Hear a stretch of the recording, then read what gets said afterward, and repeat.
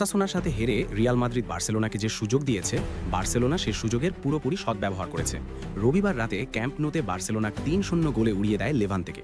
এই জয়ের মাধ্যমে বার্সেলোনা রিয়াল মাদ্রিদকে টপকে গেল।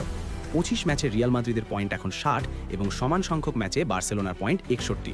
হাড্ডাহাড্ডি লড়াই। এই জয়ে বার্সেলোনার একটি রেকর্ড হয়েছে।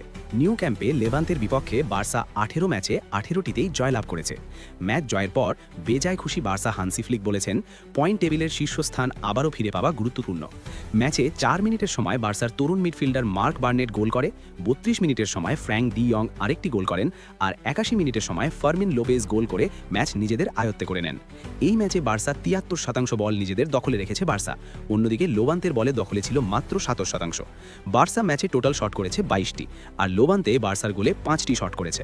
শটস অন টার্গেটেও বার্সা এগিয়ে। সার্কাসের রশির ওপর হাঁটছে বার্সেলোনা ও রিয়াল মাদ্রিদ। মৌসুম শেষে কোন দল চ্যাম্পিয়ন্স হতে পারে?